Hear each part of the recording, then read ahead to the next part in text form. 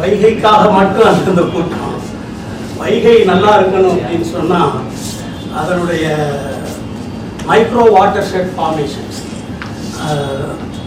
நுண்ணீர் வடிநில பகுதிகள் நல்லா இருக்கணும். ஒவ்வொரு கால்வாயும் நல்லா இருக்கணும், ஒவ்வொரு ஓடையும் நல்லா இருக்கணும், ஒவ்வொரு ஊத்துலையும் தண்ணி வரணும், ஒவ்வொரு ஊர்லையும் தண்ணீரையும் தண்ணீருக்கான பாதுகாப்பு பற்றிய உணர்வுகளும் வர வேண்டும். வைகை வானத்தில் இருந்து விழுந்து காட்டுக்குள்ளே விழுந்து ஏதாவது ஒரு போய்கிட்டு இருக்கு. அதை எல்லாரும் ரொம்ப பேர் குழாய் போட்டு பிடிக்கிறான், குழாய் இல்லாமல் பிடிக்கிறான், வெளியிருக்க போகிறான், முன்னுக்கு இருக்க போகிறான். இவ்வளோதான் அதை பயன்படுத்துகிறோமே தவிர அதனுடைய அருமை பெருமைகளையும் அதனுடைய வரலாற்றையும் நம் மக்களுக்கு நாம் எடுத்து சொல்கின்ற ஒரு பெரிய பொறுப்பை நாம் எடுத்து இப்போ சுமந்து சென்று கொண்டிருக்கின்றோம். யாராலையும் நாம் தேர்ந்தெடுக்கப்படவில்லை, நம்மை நாமே தேர்ந்தெடுத்து கொண்டோம். There is no representation from anywhere else. We are representing the cause. இந்த காரணத்தை நாம் பிரதிநிதித்துவப்படுத்துகிறோம். அதனால நம்ம யாரை தேர்ந்தெடுத்து இதை செய்யணும் அப்படிங்கிறதுக்காக இல்லை. இங்கே உட்கார்ந்துருக்க என்னுடைய நண்பர் அலெக்சாண்டர் மதுரை மாநகராட்சியினுடைய ஒரு மேயராக மட்டுமல்ல, மதுரைக்கே ஒரு தந்தையாக விளங்கிய மதுரை முத்துவை எதிர்த்து தலைவர் காமராஜரால் நியமிக்கப்பட்ட ஒரு வேட்பாளர். இன்றைக்கு அரசியலில் எவ்வளவோ உயரத்துக்கு எவ்வளவு பேர் போயிட்டாங்க, பட் அவரால் எங்கேயுமே வர முடியல. அவரோட சேர்ந்தவன் நானே, என்னை பத்தி அவர் தான் சொல்லணும், நான் சொல்ல முடியாது, என்னாலையும் உயரம் வர முடியல. ஏன்னா ஊரை பத்தியே சிந்திக்கிறோம், ஊரை பத்தியே பேசுறோம். அதனால ஓட்டை பத்திய ராஜதந்திரங்களை நாங்கள் கைவிட்டு விட்டோம். ஆனாலும் ஓட்டு என்பது ஆட்சிக்கு உரியதை தவிர இந்த நாட்டுக்கான ஒரு நல்ல திட்டங்களை தீட்டுவதற்கான ஒரு அதிகாரத்தை கொடுக்குமே தவிர இந்த மக்களை பாதுகாப்பதற்கும் அதற்கான சிந்தனையை உருவாக்குவதற்கான மனிதர்களை உருவாக்குவதற்கு ஒரு பேரமைப்பு தேவை. அந்த பேரமைப்பை நம்முடைய ராஜராஜ சோழர் என்ன அவர் உருவாக்குறார். நான் நம்மாழ்வாரை பத்தி எல்லாரும் ரொம்ப சொல்றீங்க, நம்மாழ்வாரோட நான் வாழ்ந்தவன். நீங்க செலவழிச்ச 10-15 லட்சமும் எப்படி போச்சுன்னு எனக்கு தெரியும். என்ன அவர் எப்படி இருந்தாருன்னு எனக்கு தெரியும். அவரோட ஆரம்ப காலங்கள்ல இருந்து எங்கெங்கேயோ போய் 45 ஏக்கரை ஜாரி வாங்கி 50 ஏக்கரை ஜாரி வாங்கி எல்லாம் வாங்கி எப்படியாவது விவசாயத்தை கொண்டுட்டு வந்துடணும்னு சொல்லி காட்டுக்குள்ள போய் விதையை கையிட்டு பறிச்சு விதைய போட்டு தண்ணியை ஊத்துறான்னு சொல்லி அதை கூட எறும்பு தின்னுட்டு போய் அங்க வயக்காட்டுல இருந்து நீங்க பாட்ட சொல்லிட்டு போயிருக்கீங்க ஊரை விட்டு, பூரா எறும்பு திக்குது, நான் என்ன பண்றது அப்படின்னு சொல்லி மாத்தி இந்த மாதிரி பெரிய சிறமாண்மைன்னு சொன்னா அதுக்கு ஒரு ஐக்கானா அவருடைய தாடியும் அவருடைய உருவமும் நிற்குது. திருவள்ளுவருக்கு பிறகு ஒரு பெரிய உருவமாக அது உருவெடுத்து நிற்கிறது. இப்படிப்பட்ட ஒரு பெரிய ஆட்கள் எல்லாம் உருவாகிவிட்ட இந்த பூமியில சரியான கல்வி முறையும் சரியான பயிற்சி முறையும் சரியான திட்டமிடலும் மக்களை பங்கெடுக்க வைப்பதும். வைகைன்னு சொன்னா அந்த ஆறு நமக்கு சொந்தம் என்ற உணர்வும் மதுரை மக்களுக்கு வர வேண்டும். வைகைக்கு வருகின்ற ஒவ்வொரு கால்வாயும் நமக்கு உரியது என்று அந்தந்த ஊருக்கு வர வேண்டும். நீங்க கொடகனாரில் வந்திருக்காங்க, அவங்களுடைய போராட்டம் பெரும் போராட்டம். சட்டம் ஒன்று சொல்லுகிறது, ஆனா நடக்கிறது ஒன்று நடந்துகிட்டு இருக்கு.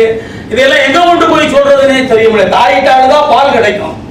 என்ன தாயே பால் கொடுக்க மறுத்துட்டா எங்க போய் அழுகிறது புள்ள, ரொம்ப கஷ்டம். அந்த மாதிரி சூழ்நிலையில இன்னைக்கு ஆத்தை பாதுகாக்கின்ற வீரர்கள் எல்லாம் என்ன செய்யறது தெரியாம பச்சை துண்டை தோல்ல போட்டுக்கிட்டு இன்னும் அலைஞ்சிக்கிட்டு இருக்காங்க. ஏதாவது துண்டு சுமையா இல்லாதனால அதுக்கு அவர்களால நடக்க முடியுது. அது கொஞ்சம் சுமையா இருந்தா படுத்துவோம். அந்த அளவுல ஒரு சூழ்நிலை போயிட்டு இருக்கு. இங்க உட்கார்ந்து இருக்கிற என்னுடைய நண்பர் சார் கொஞ்சம் ஒரு 2 நிமிஷம் நான் எடுத்துக்கிறேன். திருச்செல்வத்தை பத்தி எல்லாருக்கும் தெரிஞ்சிருக்க முடியும். ஒரு நல்ல இளைஞர். அவர் இந்த இன்ஃபர்மேஷன் டெக்னாலஜியை கிராம முன்னேற்றத்திற்காக பயன்படுத்துகின்ற ஆந்திர அரசாங்கத்தினுடைய குழுவிலே அந்த முதல் மந்திரியால் நியமிக்கப்பட்டவர். அவர் ஒரு விமான விபத்தில் இறந்து போனார். அதனால இவருடைய எதிர்காலம் இறந்து போச்சு. ஒரு அரசாங்கத்தினுடைய திட்டமாக ஒரு திட்டம் இருந்தது என்றால் அந்த திட்டம் அரசாங்கத்தால் நடத்தப்படும். இன்றைக்கு இருக்கிற அரசியல்ல ஒரு திட்டம் அந்த திட்டத்தை கொண்டு வருவதனுடைய திட்டமாக அவருடைய ஆயுள் வரைக்கும் இருக்கு.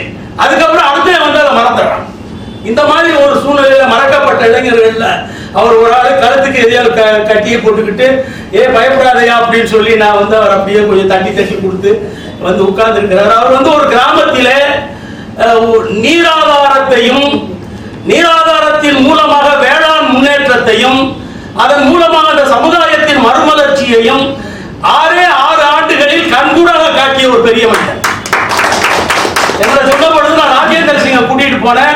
அது வந்து தமிழ்நாட்டுக்கெல்லாம் தெரிய வந்தது. அங்க போனோம், வந்தது, கலெக்டர் வந்தாரு, ஏதோ கம்மாய பண்ணணும் அதை பண்ணணும். கம்மாய பண்ணி விட்டு இருந்தா அடுத்ததுல நீர்க்கருவை திரும்ப வந்திருக்கும். அதை மக்களோட சேர்ந்து இயக்கமாக்கி அங்க உருவான பொருள்களை பூரா ஆன்லைன்ல வந்து வியாபாரப்படுத்தி அந்த மாவட்டத்தினுடைய கலெக்டர் அவர்களே, நிர்வாகமே, ஒரு கலெக்டர் அல்ல, மாறி மாறி வருபவர்கள் எல்லாம் அந்த திட்டத்துக்கு ஒரு முக்கியத்துவம் தான். வேப்பங்குளம் மாடல் என்கின்ற ஒரு மாடலை உருவாக்கி அவர் வந்து உட்கார்ந்துருக்கிறார்.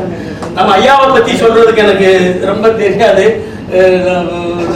ஐயாவை பத்தி நான் SRS காலத்துல வந்து உங்களோட ரொம்ப வேகமா வேலை பார்த்தேன். டாக்டர் ரால்ஃப் குன்னமன் வந்து தமிழ்நாட்டுக்கு வருகிற பொழுது SRS வந்து அங்க வந்து டிபார்ட்மெண்ட் ஆஃப் எக்கனாமிக்ஸ்ல சீஃபா இருந்தாங்க. ரொம்ப வேலைகள் நம்ம பார்த்துருக்கிறோம். இப்ப என்னுடைய காலம் கொஞ்சம் கடந்து போயிடுச்சு, நீங்க கொஞ்சம் இளமையா அதனால வந்து உங்களுக்கு கல்லூரியோட எனக்கு தொடர்பு இல்லாமல் போயிடுச்சு. ஐயாவோட எனக்கு வந்து ஒரு அதிசயமான ஒரு உறவு ஏற்பட்டது. அது எப்படி வந்தது அப்படின்னு சொன்னா, ராஜேந்திர சிங் அவர்களுக்கு வந்து இந்த உலகத்திலேயே வந்து தண்ணி அந்த ஒரு ஆள் தான் கொண்டுட்டு வந்த மாதிரி எல்லாரும் போட்டுருவோம். ஆனால் எல்லாருமே அதை பண்ணணும் அப்படிங்கிற இடத்துக்கு வருவதற்கு தயங்குறோமா முடியலையான்னு எனக்கு தெரியல.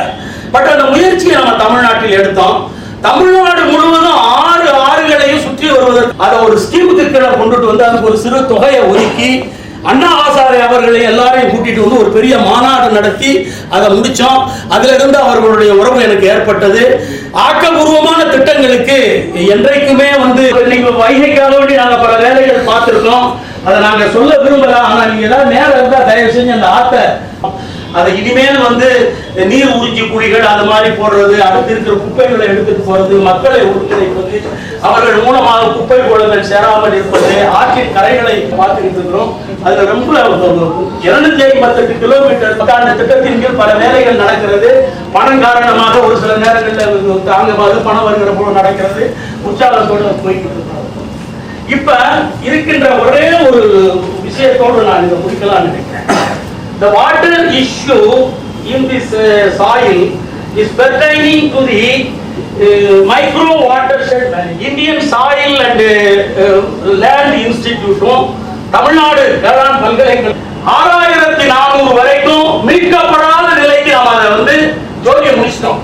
இனிமேல் வந்து எந்திரிக்காது. அதுல எதெல்லாம் அடங்குது நீங்க எடுத்துக்கலாம். நீங்க சொல்ல போனா சென்னையில் இருக்கிற பெரிய தொழிற்சாலை திட்டங்கள் the micro watershed formations of this state is dilapidated into several pieces. எந்த பக்கம் போன தண்ணி எந்த பக்கம் 2641 பஞ்சாயத்துகளின் மூலமாக இந்த 100 நாள் வேலை திட்டத்தை பயன்படுத்தி இந்த அரசாங்கம் அதை செய்ய வேண்டும் என்கின்ற ஒரு கோரிக்கை நீர் வேளாண்மை நிபுணர்களும் வேளாண் நிபுணர்கள் வந்திருக்கிறாங்க. நாமெல்லாம் அவர் டெல்லியில இருந்து எனக்கு ஃபோன் பண்ணாரு. இந்த மாதிரி ஒரு கூட்டம் ஐயாவும் வேல்முருகன் நம்ம முதன்மை director general of Indian council of agriculture research அவங்களும் வரலாறு சொன்னாங்க. ஒரு திடீரென்று ஏற்பட்ட அவர் சொல்றதுக்காக இந்த கூட்டத்தை நம்ம ஏற்பாடு பண்ணணும். இந்த கூட்டம் வந்து இன்னைக்கோட முடியறது ஒருங்கிணைத்து இந்த திட்டத்தை நீங்கள் கொண்டு போவதற்கான வழிமுறைகளை நாம் ஆராய முடியும். ஏற்கனவே நம்ம இதில் ஈடுபட்டிருக்கோம்னு சொல்லிக்கொண்டு ரொம்ப நேரத்தை எடுக்க விரும்பாமல் நான் முடித்துக் கொள்கிறேன். ஐயா அவர்கள் பேசுவார்கள், டீன் அவர்கள் பேசுவார்கள். அதுக்கப்புறம் நீங்கள் உங்களுடைய கருத்துக்கள் ரொம்ப சுருக்கமா விஷயத்தோட மட்டும் சொல்லிட்டு நீங்களும் பங்கெடுக்கிறீங்க இருக்கணும். 8 மணி 8:10 சாப்பாடு அது வரைக்கும் இந்த கூட்டத்தை நம்ம நடத்தலாம், சிறப்பாக நடத்தணும். நம்ம இந்த தர்ம இயக்கத்தோடு சேர்ந்து இந்த வேலையை தமிழகம் முழுவதும் எடுத்துட்டு போவதற்கும் நம்ம சீஃப் ஜெனரல் மேனேஜராக இருந்து நபார்டிலிருந்து வெளிவந்து மக்கள் இயக்கங்களை கட்டி எழுப்புகின்ற ஒரு மாமனிதனாக இருக்கின்ற அவருடைய ஒத்தாசைகளை நாம் எடுத்துச் சொல்ல வேண்டும் என்று நான் மிகவும் விரும்புகின்றேன். அவர்கள் நமக்கு ஒத்தாசை செய்ய வேண்டும். நம்முடைய வேளாண் பல்கலைக்கழகத்தின் முதல்வர் அவர்களும் நம்மோடு இருந்து நம்மை ஊக்குவிக்க வேண்டும் என்று கேட்டுக்கொண்டு உங்களுக்கெல்லாம் நன்றியை கூறுகின்றேன். இந்த திட்டத்தை தொடர்ந்து எடுத்துச் செல்ல நீங்கள் உபயோகமான மனிதர்களாக மாற வேண்டும் என்று